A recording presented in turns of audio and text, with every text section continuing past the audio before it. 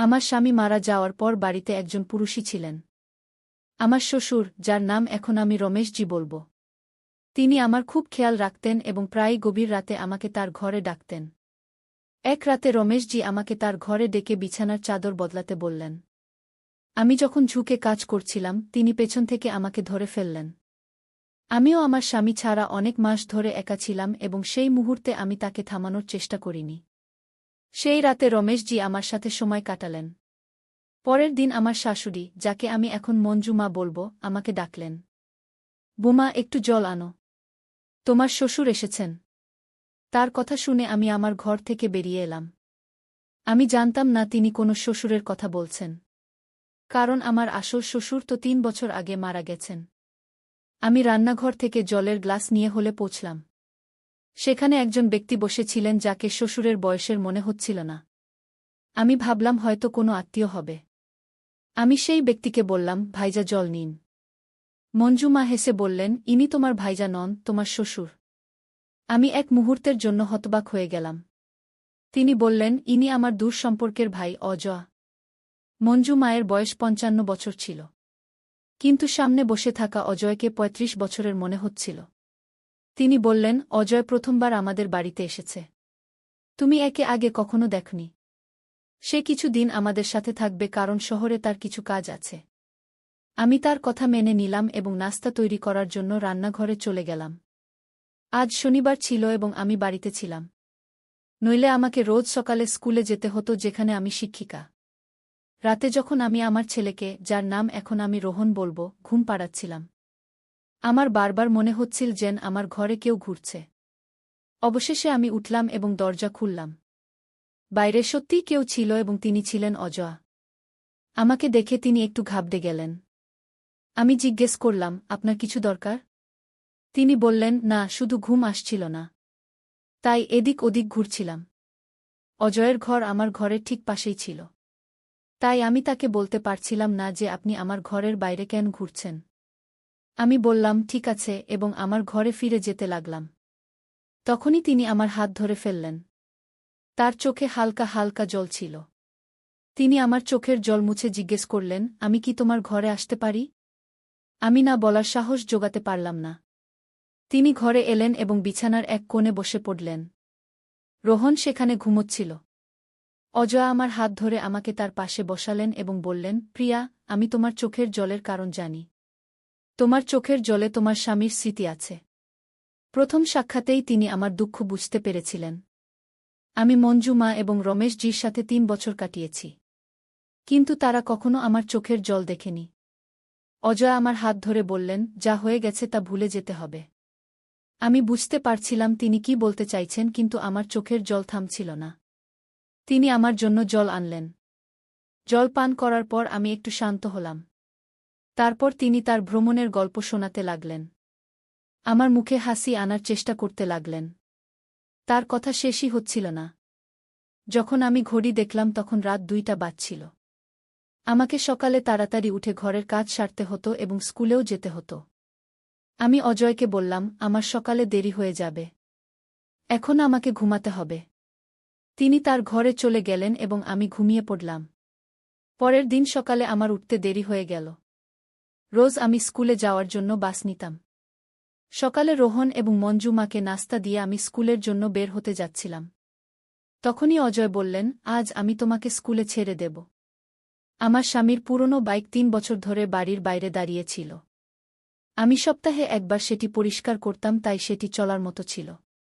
আজ অজয় সেটি চালানোর সিদ্ধান্ত নিলেন। মঞ্জু মাও আমাকে তাদের সাথে যেতে বললেন। আমি অজয়ের সাথে বাইকে বসলাম। বাইকে বসতেই আমি তার কাঁধে হাত রাখলাম, যেমন আমি আমার স্বামীর সাথে করতাম। তখনই আমি মঞ্জু মায়ের দিকে তাকালাম এবং মনে পড়ল যে ইনি আমার শ্বশুর। আমি তাড়াতাড়ি হাত সরিয়ে নিলাম।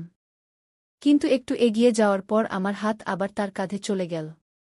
এবার যখন আমি হাত সরানোর চেষ্টা করলাম তখন তিনি আমার হাত ধরে আবার তার কাঁধে রেখে দিলেন। তিনি বললেন, লজ্জা পেও না, নিশ্চিন্ত থাকো। আমি তোমারই বাড়ির লোক। স্কুলে পৌঁছানো পর্যন্ত আমরা কথা বলতে থাকলাম। দুপুর 2টায় স্কুল শেষ হল। বাইরে বেরোতেই আমি দেখলাম যে অজয় আমাকে নিতে এসেছেন। আমি জিজ্ঞেস করলাম, আপনি এখানে কি করছেন? তিনি বললেন, প্রিয়া, আমাকে শ্বশুর মশাই বলে ডেকো না। আমার নাম অজয়। মঞ্জু মায়ের সামনে আমাকে শ্বশুর মশাই বলতে পারো, কিন্তু যখন আমরা একা থাকব তখন আমাকে আমার নাম ধরে ডেকো। তিনি জানালেন যে যতদিন তারা এখানে আছেন ততদিন তিনি আমাকে স্কুলে ছাড়তে আসবেন। বাড়ি পৌঁছানোর পর মঞ্জু মা এবং রোহানকে কোথাও দেখা গেল না। আমি মঞ্জু মাকে ফোন করলে তিনি জানালেন যে তিনি তার বান্ধবীর বাড়িতে গেছেন এবং তাড়াতাড়ি ফিরবেন। স্কুল থেকে ফিরে আমি ক্লান্ত হয়ে পড়েছিলাম, তাই নিজের ঘরে ফ্রেশ হতে চলে গেলাম। কাপড় বদলানোর সময় হঠাৎ অজয় আমার ঘরে চলে এলেন। আমি তাড়াতাড়ি বাথরুমে চলে গেলাম। তিনিও মুখ ফিরিয়ে নিলেন এবং বললেন, আমাকে ক্ষমা করো, আমার হঠাৎ আসা উচিত হয়নি। আমি কাপড় বদলে বাইরে এসে জিজ্ঞেস করলাম, আপনার কিছু লাগবে? তিনি বললেন, প্রিয়া, আমার খুব খিদে পেয়েছে। শুনেছি তুমি খুব সুস্বাদু বেগুন ভাজা বানাও। আজ তোমার হাতের স্বাদ নিতে চাই। আমি রান্নাঘরে বেগুন ভাজা বানানোর সিদ্ধান্ত নিলাম। অজয়ও আমার পিছনে পিছনে রান্নাঘরে এলেন। সবজি বানানোর সময় হঠাৎ গরম তেলের ছিটে অজয়ের বুকে পড়ল, তিনি ব্যথায় কাতরে উঠলেন। আমি আমার ঘর থেকে ক্রিম এনে তার বুকে লাগালাম। সেই সময় আমি তার খুব কাছাকাছি ছিলাম। আমার মনোযোগ ক্রিম লাগানোর দিকে ছিল, কিন্তু আমার মন অন্য কোথাও চলে যাচ্ছিল। তিনি বললেন, তোমার হাত যেমন আমার বুকের উপর চলছে তেমনি আমার সমস্ত ব্যথা উধাও হয়ে গেছে। আমি তার মুখের দিকে তাকালাম তো তার অবস্থা ঠিক মনে হল না। আমি ধীরে ধীরে তার থেকে দূরে সরে যেতে লাগলাম। তখনই মঞ্জু মা সেখানে চলে এলেন।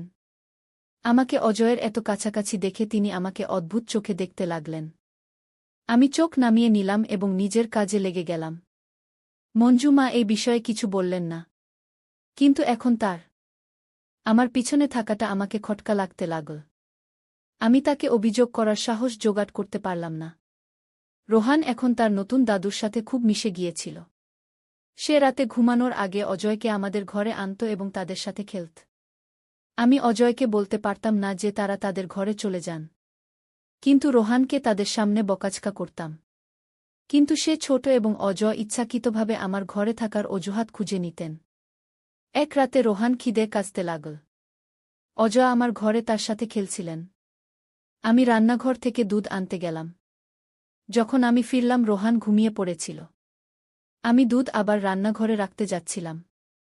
তখনই অজয় বললেন, রোহান তো ঘুমিয়ে গেল, কিন্তু তার দাদুর খিদে পেয়েছে। এই দুধ আমাকে দাও।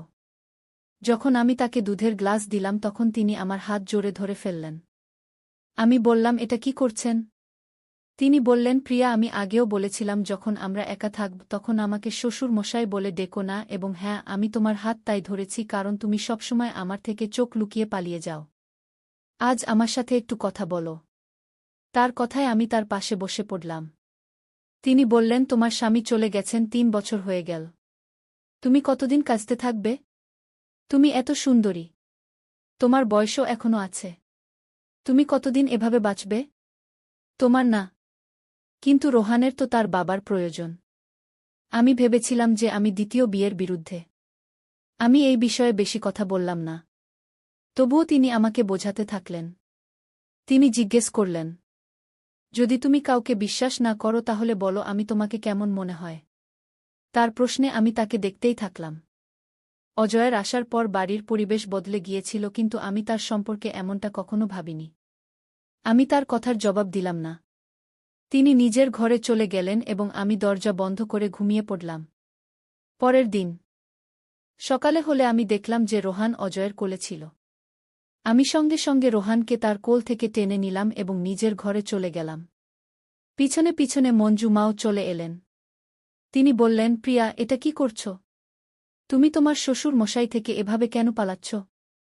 রোহান কত খুশি হয়ে তার দাদুর সাথে আছে। অজয় তাকে খাওয়াচ্ছিল এবং তুমি তাকে এভাবে টেনে আনলে যেন সে কোনো অচেনা লোক।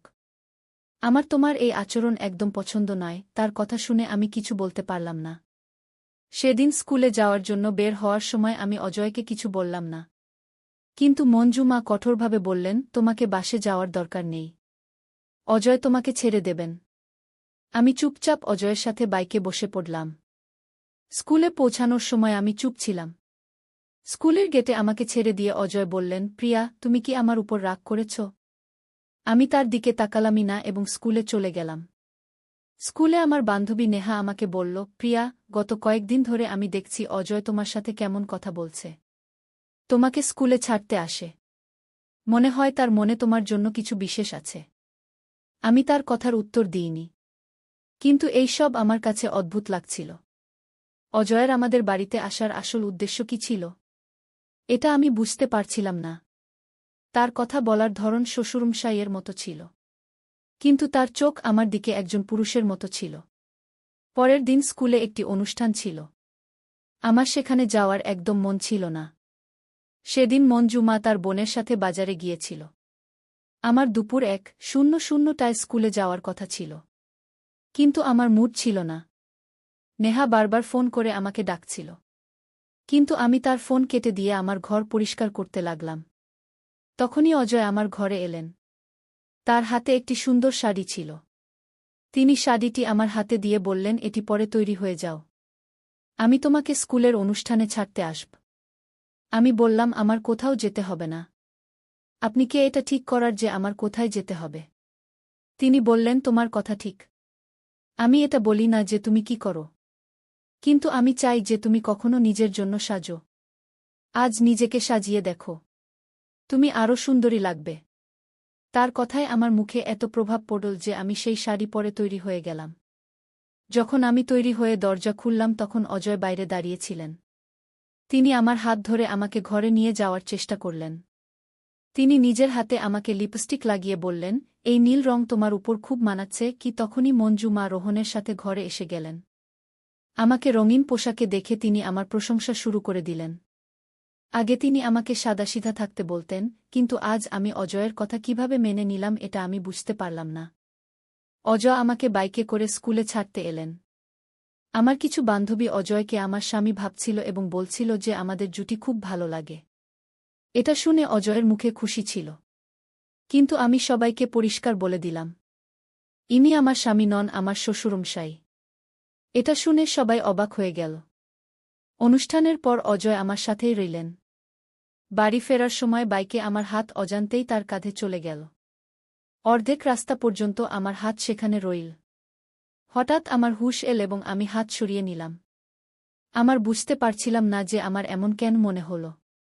বাড়ি পৌঁছতেই মঞ্জু মা রোহনকে নিয়ে বাজারে গিয়েছিল।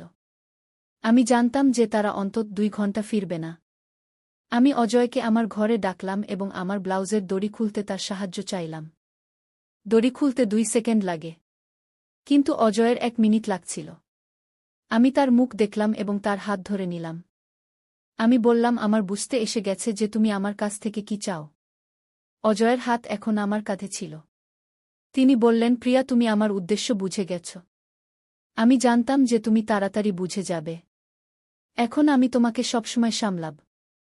আমি তাকে জোরে ধাক্কা দিলাম। আমি ঠিক করে নিয়েছিলাম যে এখন তাকে বাড়ি থেকে বিদায় করতে হবে।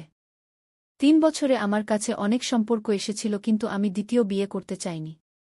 আমি অজয়কে বললাম, আমি জানি যে তোমার নজর আমার উপর কেমন, তুমি এখন আমাদের বাড়িতে কেন এসেছ?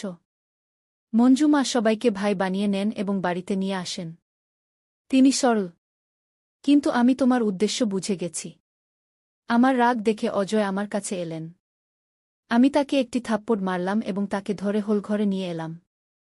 তখনই মঞ্জু মা বাড়ি এসে গেলেন এবং সব দেখে নিলেন। তিনি বললেন, প্রিয়া, এটা কি হচ্ছে? তুমি ভুলে গেছ যে ইনি তোমার শ্বশুরমশাই। তুমি অজয়ের হাত কেন ধরেছ? আমি বললাম, এর উদ্দেশ্য ঠিক নয়। এখন একে আমাদের বাড়িতে জায়গা নেই। মঞ্জু মা অজয়ের হাত ছাড়িয়ে বললেন, বেটি, এখন সত্যি বলার সময় এসে গেছে। অজয় আমার ভাই নয়। আমি তাকে একটি বিয়েতে দেখা করার পর ডেকেছিলাম। সে আমাকে তার বর বোন মেনেছিল। আমি তার স্বভাব জানতাম, তাই আমি তাকে এখানে ডেকেছিলাম।